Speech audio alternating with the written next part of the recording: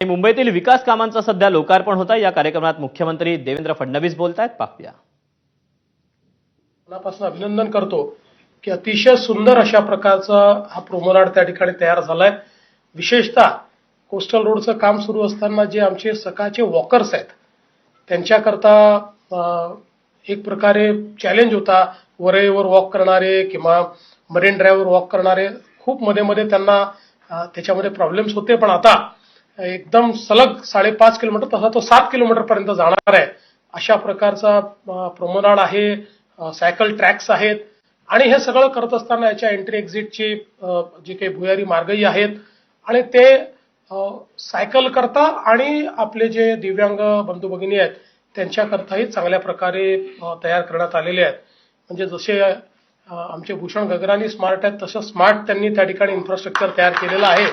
म्हणून त्यांचं मी मनापासून अभिनंदन करतो। दुसरं अभिनंदन या ठिकाणी मी MMRDAचं करतो की MMRDAने अतिशय चांगले प्रकल्पांचं आज या ठिकाणी उद्घाटन केलेलं आहे।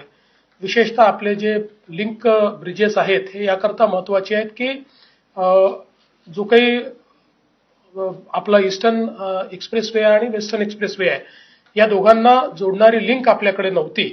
आणि त्यामुळे खूप मोठ्या प्रमाणात लोकांना ट्रॅव्हल करून यावं लागायचं आणि त्यात मोठ्या प्रमाणात ट्रॅफिक आपल्या MMRDA मध्येही त्याची कोंडी व्हायची। मागच्या काळामध्ये आपण साधारणपणे 2015-16 साली निर्णय केला आणि MMRDAला 6 वेगवेगळे एक्झिट म्हणजे MMRDAला पार करणारे अशा प्रकारचे आपण प्लॅन केले की जेणेकरून MMRDA मध्ये म्हणजे आपला जो BKC आहे, MMRDA म्हणण्यापेक्षा BKC म्हणायचं, BKC मध्ये कुठल्याही प्रकारे ही कोंडी होणार नाही, कारण हा आपला एक अतिशय प्रीमियर बिझनेस डिस्ट्रिक्ट आहे आणि मोठ्या प्रमाणात इथली जी कोंडी आहे ती दूर करण्याच्या दृष्टीनं हे 6 एक्झिट आपण प्लॅन केले होते। त्यातले आता 5 एक्झिट पूर्ण होत आहेत या एक्झिट सोबत आणि एक राहिलेला आहे, तोही मला असं वाटतं की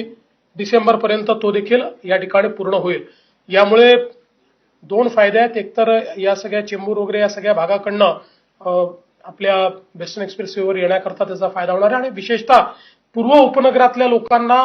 एअरपोर्टला जाण्याकरता देखील याचा एक निश्चितपणे फायदा होईल। त्यामुळे खूप चांगली कनेक्टिव्हिटी या ठिकाणी झाली आणि हे करत असताना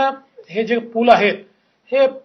आपण जर बघितलं तर गेल्या काही वर्षांमध्ये आपण मुंबईमध्ये जीही कामं करतो ती इंजिनिअरिंग मार्वल्स आहेत। मग ती मेट्रोची कामं असो किंवा ब्रिजेसची कामं असो, ती टनेलची कामं असो, ज्या प्रकारचं इंजिनिअरिंग केवळ परदेशात व्हायचं आता त्याहीपेक्षा चांगलं इंजिनिअरिंग आपण किंवा काहीतरी नवं हे आपण आपल्या देशामध्ये करतो आणि त्यातलाच मला असं वाटतं की एक नमुना म्हणून या आपण ब्रिजकडे पाहू शकतो की 1 किलोमीटरचा कर्व हा केबल स्टेड ब्रिज करायचा असं आतापर्यंत कोणीच विचारही केला नव्हता आणि कोणी हिंमतही केली नव्हती, पण